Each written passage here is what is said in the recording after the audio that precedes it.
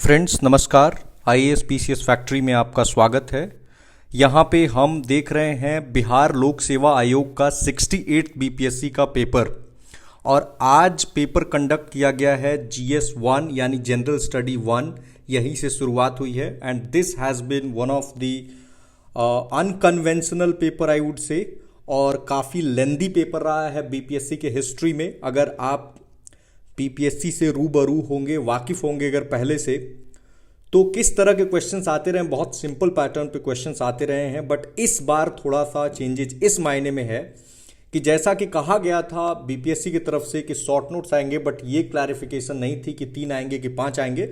But यहाँ पे आपको देखने को मिल रहा है कि 5 आएंगे और ये सारे के सारे कंपलसरी क्वेश्चंस हैं। कुछ लोगों को लग रहा था कि केवल मतलब एरिया है जिस तरह से पहले पढ़ाई करते थे तो उसी पैटर्न पे क्वेश्चन रहेगा। तो इस बार पैटर्न में काफ़ी बदलाव किया गया है और ख़ासकर जो सेक्शन 2 का पोर्शन है, अगर आप उस पर नज़र डालेंगे तो आप देख सकते हैं जैसे ये है सेक्शन 2। आप यहाँ पे देखिए ये करंट अफेयर्स में क्या क्वेश्चन पूछा है। बीपीएससी नॉर्मली इस तरह के क्वेश्चंस नहीं पूछता रहा है, तो जो भी 69th के एस्पिरेंट्स हैं उनके लिए ये एक लेसन है, या 70th बीपीएससी के एस्पिरेंट्स हैं तो उनके लिए लेसन है कि आप क्या करेंगे, हम उन पे बात करेंगे। देखिए इन्होंने पूछा है कि 18वीं राष्ट्रीय स्काउट्स एवं गाइड्स जम्बूरी का आयोजन कहाँ किया गया था, इसके उद्देश्यों का वर्णन कीजिए। यानी where was the 18th national scouts and guide jamboree organize, describe its objectives. आप में से अधिकतर लोग कहेंगे कि पता नहीं, ये तो सुना भी नहीं है, या सुना भी है तो 1-2 वर्ड पता है। नेक्स्ट क्वेश्चन देखिए, explain the mandate of the United Nation public administration network in managing the peace and strong institutions under the sustainable development goal 16। जो एसडीजी हमने पढ़ा है उसमें 17 गोल्स और 169 टारगेट्स हैं, तो इसमें ये 16वां नंबर गोल जिसका मैंने कोड बनाया था PJSI, peace justice and strong institutions, तो यहाँ जस्टिस वर्ड को हटाया है। तो पीस और स्ट्रॉन्ग इंस्टीट्यूशंस को लेकर के इन्होंने सवाल पूछा है यूएनपीए के नेटवर्क को लेकर के। नाउ यहाँ पे अब देखिए बिहार आधारित करंट अफेयर्स है कि राइट्स बेस्ड ई सर्विस डिलीवरी सिनारियो बिहार में क्या है। तो जब तक ई गवर्नेंस पे हमने अभी भी आप देख सकते हैं पूरा एक स्पेशल लेक्चर ही इस पे हमने प्रोवाइड किया था, तो आप उसको वॉच करेंगे तो ये क्वेश्चन तो आप आसानी से बना सकते थे।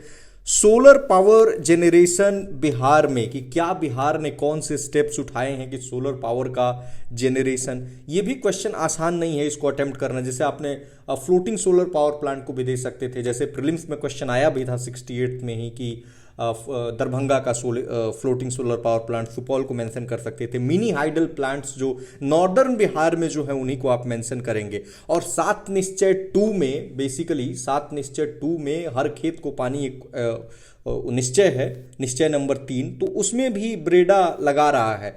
तो इन सारी, जब तक बिहार का लोकल नॉलेज नहीं होगा आप इन क्वेश्चंस को नहीं अटेम्प्ट कर सकते हैं। अगेन 7 निश्चय 2 की हम बात कर रहे थे। देखिए डायरेक्ट क्वेश्चन है 7 निश्चय 2 पे, but it has to be critically examined. अब ये 7 नंबर का क्वेश्चन है और 7 निश्चय, समझ लीजिए कि हर एक को क्रिटिकली एग्जामिन करेंगे तो आपको 1 नंबर मिल जाएगा। और इसको अगर कर देते तो यहाँ कटने का चांस बहुत कम है, आपको 5-6 नंबर यहाँ पे हाई चांस है कि मिल जाए। तो ये देखिए कितना अनकन्वेंशनल पेपर रहा। पहले क्या होता था, G20 आ जाता, एक एससीओ का क्वेश्चन आ जाता, वासेनार अरेंजमेंट पे आ जाता, मतलब बड़े बड़े जो मुद्दे हैं उस तरह के आ जाते। G20 को भी पूछा है बट थोड़ा सा अलग ढंग से पूछा है। ओके, हम क्वेश्चंस को देखेंगे बारी बारी से। पहले हम सेक्शन 2 ही शुरू करते हैं, चूंकि थोड़ा सा अनकन्वेंशनल है इसलिए हम कर रहे हैं। और यूट्यूब पे बहुत लोगों का पेशेंस मैंने देखा है कि होता नहीं है, तो शुरुआत में ज़्यादा देखते हैं फिर अंत में चले जाते हैं। That is why I have taken section 2 as on the priority basis. इसके बाद पूछा है कि what are the draft regulations announced recently by the UGC to open the door for foreign universities to set up campuses in India? इस पे जो draft regulation आया है ताकि जो विदेशी विश्वविद्यालय हैं उनके कैंपस को स्थापित किया जा सके, तो उसको चर्चा करना है। और फिर बताना है कि इसके प्रोस्पेक्ट्स को, कि what prospects do you visualise about their impact on higher education, और क्या इम्पैक्ट होगा वही प्रोज एंड कॉन्स दोनों के दे देने होंगे। क्या ये गेम चेंजर होगा, तो ऑफ कोर्स बताना ही होगा कि हाँ गेम चेंजर होगा, और अपने इसी के सपोर्ट में आपको आर्गुमेंट देना है। नाउ इसमें क्या है कि आपको ये करना है या फिर ये क्वेश्चन को अटेम्प्ट करना है, ये वाला ए या बी, ठीक है। तो इसमें पूछ रहा है कि जो आपको याद होगा कि जो वाइस प्रेसिडेंट साहब हैं, तो इन्होंने कुछ समय पहले एक बात कही थी, इन्होंने डॉक्ट्रिन ऑफ बेसिक स्ट्रक्चर जो है इसको क्रिटिसाइज किया था कि कुछ जजेस मिल करके डिसाइड कर देते हैं कि भाई क्या डॉक्ट्रिन ऑफ बेसिक स्ट्रक्चर होगा। तो इसको लेकर के, इसी क्रिटिसिज्म को लेकर के पूछा है कि आधी सदी पहले भारत के सर्वोच्च न्यायालय द्वारा दिए गए बुनियादी ढांचे के सिद्धांत के बारे में हाल ही में भारत के उपराष्ट्रपति द्वारा आलोचना का आलोचनात्मक परीक्षण कीजिए। लेकिन उनके आर्गुमेंट्स को सपोर्ट करने को नहीं कह रहा है, कह रहा है कि उनकी जो आर्गुमेंट्स है उनको क्रिटिकली एग्जामिन करें, और क्या आप समझते हैं कि यह बहस कार्यपालिका और न्यायपालिका के बीच निकट भविष्य में टकराव का मुद्दा साबित होगा। ये अच्छा क्वेश्चन है। और 50 साल आपको पता है कि केशवानंद भारती जजमेंट का पूरा हुआ 1973, और हम लोग हैं 2023 में। तो मैं एक्सपेक्ट कर रहा था कि शायद ये क्वेश्चन GS2 में पूछ दे, हो सकता है GS2 में भी आ जाए, ये जरूरी नहीं है कि GS1 में आ गया तो GS2 में नहीं आएगा। बेसिक स्ट्रक्चर को आप तैयार करके जाएंगे। और जुडिशियरी और एग्जीक्यूटिव के बीच क्या पोटेंशियल कॉन्फ्लिक्ट्स हो सकते हैं, जैसे कि इसमें आप NJAC जो बिल था उसको लेकर के कर सकते थे कि भाई कॉलेजियम सिस्टम में इतनी प्रॉब्लम्स हैं, उसके बावजूद भी NJAC में चीज़ें बनी हुई है। नाउ अगला G20 को लेकर के एक सवाल पूछा है कि do you think India must reclaim the leadership of the developing world through its ambition to steer the G20 summit in Delhi to success later this year despite India's own enduring developmental challenges। Basically ये कह रहा है कि भारत के पास तो खुद ही अपनी इतनी सारी समस्याएं हैं, तो क्या भारत को जो डेवलपिंग कंट्रीज हैं, विकासशील देश हैं, उनका लीडरशिप रिक्लेम करने की कोशिश करनी चाहिए। ऑफ कोर्स आपको बताना चाहिए कि हाँ ये करना चाहिए, चाहे कितने भी चैलेंजेस हो, लेकिन आपको भारत की जो इंड्योरिंग चैलेंजेस है उसको भी बताना पड़ेगा, और तब बताना पड़ेगा कि हम कैसे G20 का जो चैलेंजेस है उसको हम लेंगे। जैसे कि मान लीजिए कि डेवलपिंग कंट्रीज के सामने जो डिफ़िकल्टीज़ हैं यूनाइटिंग में, आगे वो पूछ रहा है, तो यूनाइटिंग में डिफ़िकल्टीज़ हैं कि भाई देखिए इतने सारे डेमोक्रेटिक सिस्टम है वहाँ का, कहीं डेमोक्रेसी है, कहीं ऑथोरिटेरियनिज्म है, सबके गोल्स अलग हैं, डेवलप्ड नहीं है, खुद डेवलप्ड कंट्रीज अपना नेक्सस बना के रखे हुए हैं, और इंडिया के सामने जो चैलेंज है उसको लिखेंगे। और बेसिकली किन मुद्दों पे, food security, climate change, terrorism, inflation, इन सारे मैटर्स को आप डिस्कस कर सकते थे। और फिर या तो ये क्वेश्चन कर दीजिए कि सीरिया व तुर्की भूकंप आपदा, ये एक्सपेक्टेड क्वेश्चन था। सहायता में संयुक्त राष्ट्र संघ की पहुंच और संसाधन प्रबंधन भूमिका का मूल्यांकन कीजिए।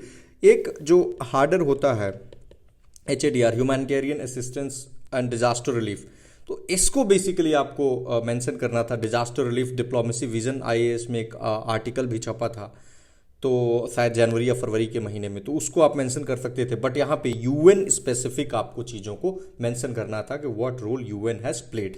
नाउ सेक्शन A में बहुत कुछ परिवर्तन नहीं देखने को मिलेगा, बट हाँ इस तरह के क्वेश्चंस आप देखिए, गवर्नमेंट ऑफ इंडिया एक्ट 1858, चूंकि शॉर्ट नोट्स पूछना है तो क्या पूछेंगे, तो इसके फीचर्स वगैरह को और क्रिटिकली नहीं इवैल्यूएट कर दीजिए। बेसिकली बिरसा मुंडा का मूवमेंट आप आसानी से लिख सकते थे। इंडिगो रिवोल्ट, ये इंडिगो रिवोल्ट में चंपारण सत्याग्रह नहीं लिखना है, ये 1850s के डिकेड में 1859 के आसपास जो बंगाल में हुआ नील विद्रोह उसको लिखना था। और पटना कलम पेंटिंग एक्सपेक्टेड था, और 66वीं पूछा था last time.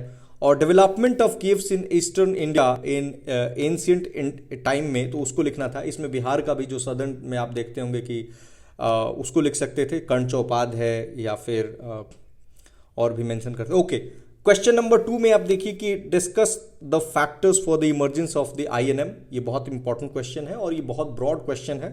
And how it gave direction to the freedom struggle, आप आसानी से इसको लिख सकते थे कि कैसे जो इमरजेंस क्या था भाई, कई सारे कारण थे, जैसे कि न्यूज़पेपर था, विजनरी लीडरशिप था, हमारे पास मिडिल क्लास का इंटेलिजेंसिया था, हमारे पास मास मूवमेंट था, मास मूवमेंट के बीच गांधी जी का कंस्ट्रक्टिव प्रोग्राम था। इन सारी चीज़ों को मेंशन कर सकते थे।